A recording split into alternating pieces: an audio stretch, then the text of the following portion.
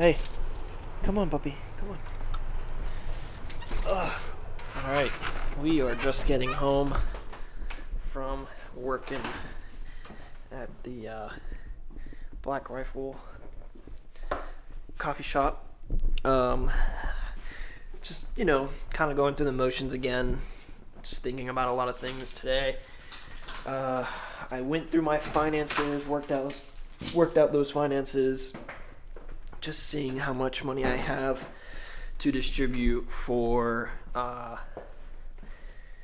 just across the board. Honestly, it's just personally, business wise, and yeah, that was pretty good. That was fun. Then we watched Alex Hermosi's paid advertising course on acquisition, and by the way, that's free. It's crazy that it's free. It's like 40 minutes of that that module alone, and I learned a lot. I want to show you guys my dog because he's just chilling right here. Marzo, come meet everyone, or whoever's watching this video, meet them. Marzo, look. Marzo, hello, Marzo. That's Mars. He's a good little guy, right, Marzo? He's a good little guy. He's a good little guy. And then I have another dog upstairs, Mink. She's 110% under the futon because she is always there. And it's so funny because she's a little chunky. She's a little chunky dog, and it's amazing how she can fit under there. I bet you. I don't know how I'm gonna do this. I have coffee in my hand. I got that to take upstairs. So let's not be dumb. Let's make 2 trips because I was gonna try to make 1 trip, but there's a saying: "El vago siempre tiene doble trabajo," which means the lazy people always work harder. Or if you really want to translate it, el vago means the lazy person. Siempre tiene, always have, or always has doble trabajo, double the work. So basically saying if you're lazy and you try to do everything all at once and, whatever, then you're going to end up working harder than you should. So every time I'm like, I'm going to take the easy way out when it comes to like some stuff like that, usually that saying comes to my head. So what? Oh, she's not even on it. Wow. Dang, I was wrong. Let's see. Minkus, where you at? Okay, we have a missing dog. Where is she? She might be in the living room. Honestly. Let's check. I don't know. She has so many spots around this house I don't even know anymore. Minkus? There she is. Minky girl. Hello, Minky. Hello. He's a little older. He likes to just chill. You have a whole... Well, I guess you had a bed. You had a whole bed. Hey, what you doing, Mink? Yeah, but that's Minky. Minkus. Call her Mink or Minky or whatever, just because she's just awesome, super chill dog. Very defensive now that she's a little bit older, especially with my mom. But yeah, so I'm gonna go upstairs and kind of just do a little recap of the afternoon and start crafting up some ads. It's really the main thing for today is crafting ads. So, if you guys don't know, or didn't know, I'm a Panthers fan. 1-10 right now. Big Panthers fan. Hurts seeing us suck so bad. But, it's alright. I became a fan of the Panthers post-2015 season, so I was not a fan when they went through the Super Bowl. Thank God, because that was a crap show, and I'm happy I wasn't a part of that, because I would have cried. And it would have not been good. So bear with me here. Just trying to set this up. Eventually I'll start editing these videos and like cutting out the bull crap, but right now I just want to stay sharp. Just take the video, post the video, and then come back to it later. I want these first. I just want to get a cadence where I don't distract myself from posting. So I'm just gonna take the vlog, post a vlog. That's it, and just straight raw, no edits, no nothing. Just 100% one take. Freedom roast, straight black. I don't know what I'm going to show, but just black. I recently started drinking straight black because, I don't know, just, I kind of like the taste of it. It's not that bad. But, cool. Now that we're settled in, I believe, let's talk business. So, today, like I said earlier, we went over the paid advertisement course, the module on Alex Hermosi's website for acquisition, part of the $100 million lead book. I'm actually going to read the paid advertising chapter now once I'm done with the video, just to get that side of things, because he goes a little bit more detail in the book, I think. So it's just good to get more sides, and now that I've heard it visually and audibly, now I'm going to take it in for myself and just have the information stored, so when I sit down to craft the actual paid ad copy and the content that's going to go in there, I'll have a lot of different avenues to pursue or work from. So anyways, yeah, that was cool. We learned a lot. I already knew a little bit about paid advertising and how that works, but to hear about the meat and the different types of psychology behind the actual ads themselves was really cool. The cool thing, like when I was watching the video, I was thinking about my own offer, and I was able, I might show you guys, but I'm going to try to talk while I do this. So like while I was, you can't see. So while I was like going through the video, like I said, I was thinking about my own offer, and I was able to, differentiate the different parts of my offer that I want to tackle in the ad copy itself. So let's see. So here we go. You see that? Boom. There it is. So the purple lines are the dream outcome, the perceived likelihood of achievement, the time delay, and the effort and sacrifice. So if you don't know what that is, that's the value equation. And then the red is more so the opposite or the negative side of that. So what's the opposite of the dream outcome? The nightmare. Opposite of perceived likelihood of achievement, it's risk. Time delay is speed, and the effort and sacrifice is ease. So basically for my offer, I'm going to structure it as, what I did with BWC, and BWC is my current client. What we did for the first year, less than a year, honestly, 10 months. It took us 10 months to do it. We tested, and we did a lot of analytical searching to figure out what type of content works, how it fits into the workflow of the actual marketing department and stuff like that. So that's what I'm going to tackle and have that as my lead magnet. And the lead magnet I am going to charge for, it's probably going to be $2,500 or $5,000 for that, because technically speaking, we would be filming with that. So I do want to go ahead and charge a decent amount of money for my time and the effort that I will be putting in. And if I have to travel, of course, that will play into it. So it takes a lot of shit. It takes a lot of time and effort to sit down and actually do an analytical strategy approach, or analytical strategic approach to content specifically for businesses, because you have the business, you have the content that's being produced for the business, but then you have to worry about the output and how the audience actually receives that content. And most businesses, they have a decent amount of following, but just on one platform. There's still 9 other platforms or 6 other platforms, whatever the hell it is, that aren't being tapped. And I feel like, at least from my own market research, most companies aren't utilizing all platforms to the extent. And that's fine. But the thing is that we want to establish them, at least establish them on all accounts. So whatever. So that's kind of where I'm taking it and where I'm going to bring it out from. The dream outcome itself, I want the end game for this part of the offer is I want them to have a visualization, an image, and a structured approach ready to move to the next step, which is executing upon the data that we get from the from the content. So in essence, what I'm doing is a content data analysis, but it's also not just looking at the data and giving the numbers. It's giving them the numbers and saying, okay, we're going to take it from where we're going to take the numbers. Here are the action steps that you can execute to, to kind of, okay, let me rephrase that. Here are the numbers. This is what we tested.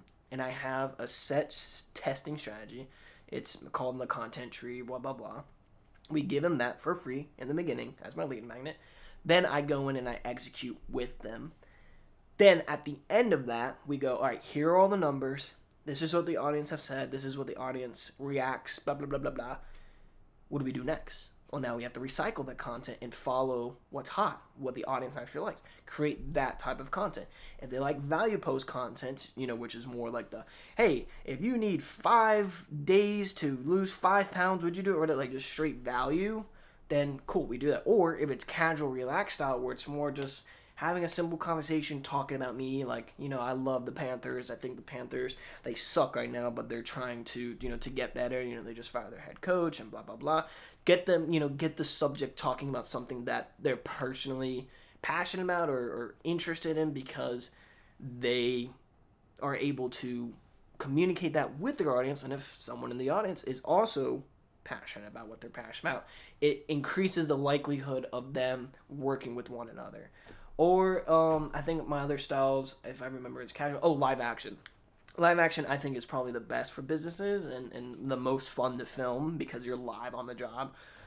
Specifically for live action, it's 110% just capturing them in their element as they work. So, for example, for like creatives and videographers, it would, my company, I'd send people out, or myself would go out and we would video them videoing other people. Or, for example, we did with BWC, like I just recorded them working on patients and they would explain. So it's capturing live in action. Or podcast style, where they sit down, they have a mic, they're sitting down, they're talking, and blah, blah, blah. So those 4 different types of style all tie back to the analytics side of things, because those are 4 baseline content styles that we can apply and are universally applicable to all industries. You can sit down and have a podcast in any industry. You can have live action in any industry. You can sit down and have a casual, relaxed, scripted content in any industry, and you can have the value post style across any industry. You can. The problem is that it's hard. It's hard to sit down and do that because there's so much time. There's a lot of effort that's being put into it. There's time that's being taken out of the day. I said time twice because it takes a lot of time. And yeah, so long story short, it all comes back to this. What this is right here is the staple point in my copy, and what's ultimately going to make someone go, I kind of want that. And I now, as the marketing director of my company, I need to sit down and craft a copy that addresses my audience, addresses a pain point, shows that we can solve that pain point in a short amount of time to give them status over their competitors. Basically, that's kind of what it is. And that's really it. And that's kind of like the next step of what I have to do. And I'm excited. I think it's a challenge for sure, because I have to, come up with a way to communicate to strangers and people that I don't know, and then I have to pay for that to be out there, and it's a risk. It's a gamble. I don't know if this is going to work. I may not get a client from it, and it is what it is. But if I get a client and I close them, I make my money back. So all I have to do is close one sale, and I make my money back, because I'm probably going to be spending $100, $200, and if I charge $2,500 on one, or $5,000, that's whatever the math is. I mean, that's multiplied by a shit ton to make that money back. So that's kind of where we're at. So yeah, my thoughts about that right now is, dude, I don't know. It's just like, as exciting as it is, it's also scary as fuck, because like, it just is, because there's always the factor of just like, what if it doesn't work? What if, blah, blah, blah. But I'm starting to realize that if I keep leaning into that, then I'll never do it, and then that's honestly what will happen. So I'm going to go into this confidently and just put it all out there, because the thing is, if none of this works, if everything goes to shit, at least I went down swinging, and I think that's respectable, and that's something I'd be proud of. And on the other side too, if it works out, then great, we're in business. I think I've been working way too hard for this not to work, and part of why I haven't been attacking it as well recently is because I've been holding myself back with fear. And that fear paralyzes, and that's a lesson I learned from a mentor of mine. And he told me that from the very beginning when I started this. He was just like, fear paralyzes. And it has so many times already throughout this journey where I hadn't done things because I was afraid and I was fearful of X outcome, whatever, at the time it was. But every time I've acted on something, good has come from it. Whether the situation that came from it was negative or positive, good always came. And I think Alex Hormozy says this. He's like, you never lose, or like when you lose, you're still winning. The only way you lose at this game is if you quit. And I think that's such a powerful statement, because it's like, even if you fuck up, even if you get burned or whatever, like there's lessons that come from it, and you're constantly learning day in and day out. The only way you lose at this game of entrepreneurship, and honestly life, if you quit, if you just stop doing what like you're doing, and you just change course and you just stop. And I've come close to quitting. Like even today I woke up, I was just like, dude, like here I am again. Like I gotta go to work. Like I gotta sit down here and come up with a strategy, come up with content, come up with shit to do for my business. And once you get the ball rolling and you're doing things, and you kind of just suck it up and you lick your wounds, and you're just like, you know what, I'm just gonna go let things flow. And here we are. Like it is what it is. So I think one of my favorite books I've read has to be The 4 Agreements. And one of the agreements is try your best.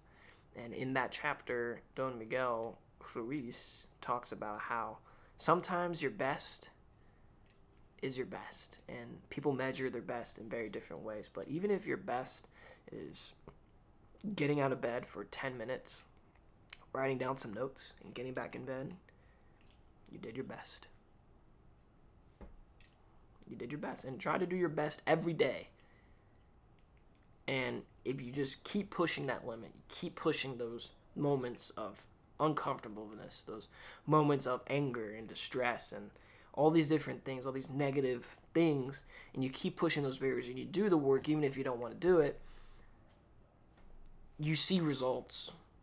And I've noticed that where there's days, and I don't beat myself up as much anymore, where if I have a shitty day of work where I don't do shit and it's not productive at all, but I did something, that's my best, and that's how I view it. And some, like, the days are getting foggy, like I don't remember much what I do, but when I come back and I see the work that I have done in the moments where I'm locked in and I'm like, oh, well, I should do this, and I check my little files on Canva and I check my files on Word, I'm like, we tackled that the other day. And then it joggles my memory. I'm like, oh shit, well, we spent 15 minutes, 20 minutes writing this part of the essay or part of the handbook, whatever. Boom. Like, I just dropped it, damn it.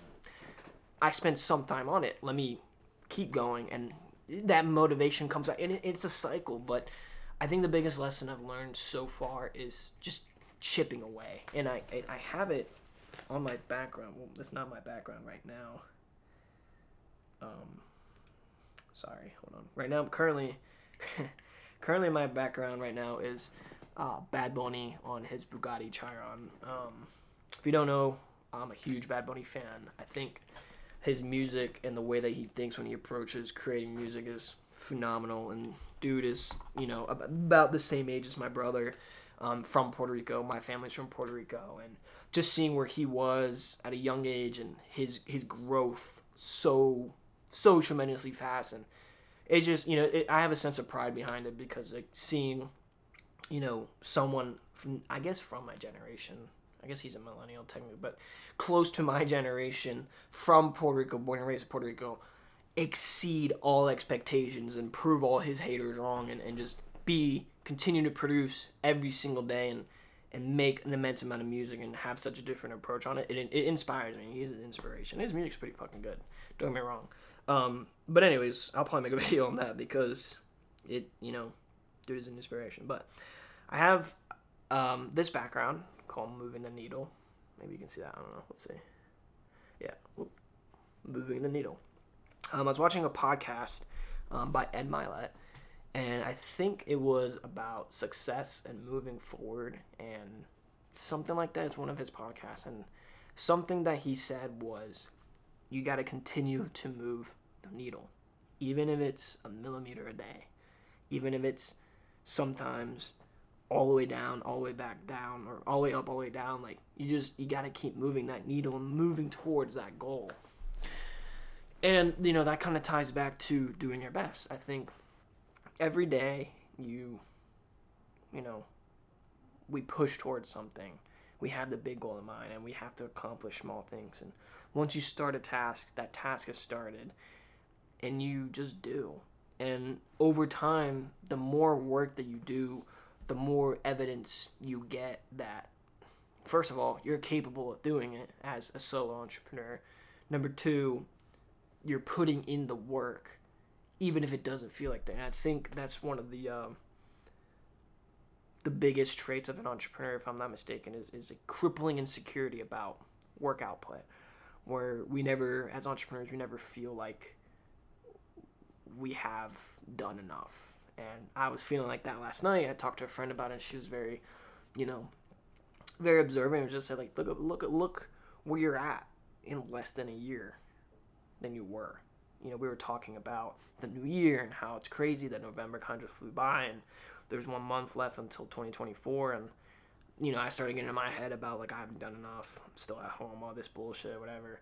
And she was just like, look where you're at. Like, take a look at where you were at November of last year, and look where you're at November this year.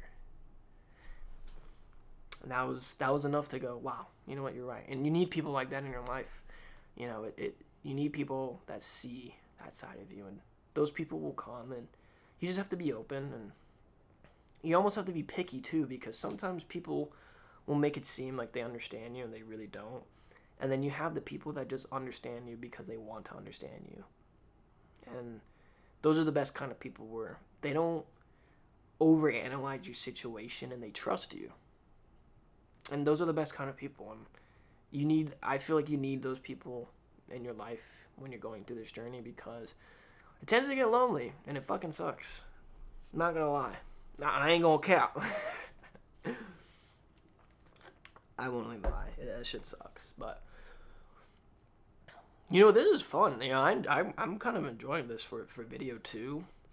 This is good. I'm taking what I was doing with the computer last year, because I was making vlogs like this, or video entries like this on my computer last year. But now that I'm talking to the camera, I'm putting these out for the internet and for literally the entire world to see. It's a little bit different, but it's definitely a little bit more freeing for sure. It helps me kind of just get my thoughts out and hopefully inspire someone, or show other entrepreneurs that these feelings are okay to talk, especially men as well. I think men, we tend not to talk about our feelings a lot because of whatever reason, whether it's a stigma of, men shouldn't talk about their feelings because we're men, we should always stay hard. No, like, I think it's very masculine to talk about your feelings and admit that you're feeling sometimes, because at the end of the day, we're fucking human beings. We're emotional beings. We have these things. We have to get these out. If we don't get these emotions out, we bottle them up, and bad things happen when you bottle shit up. So as much as I'm using this vlog as a content creation system for my business, again, I want to make it very clear that the intention I have for putting these vlogs out, or they're even called vlogs, but these videos out, or to show what it's like to be an entrepreneur, to hear the thoughts of an entrepreneur, specifically me. Not every entrepreneur thinks like this, but there's similarities across all stories. And show anyone that's out there that's doing it on this journey, whatever it is that they're not alone. And that's something I struggled with for a while, was feeling completely alone. But the entrepreneurial community is pretty fucking sweet. And when you find those people that are really in it and they're really in the thick of it, and you guys have those conversations, it is a lot of fun. And I hope to have conversations with entrepreneurs down the line, and just talk it up. I mean, it's fun, and it's a blessing. So, wow, yeah. All right, cool. All right, well, I'm gonna get to work. I might record while I'm working, but I like kind of just checking in like this. I think we'll keep doing that. Alrighty, we'll record tomorrow or later. Who knows?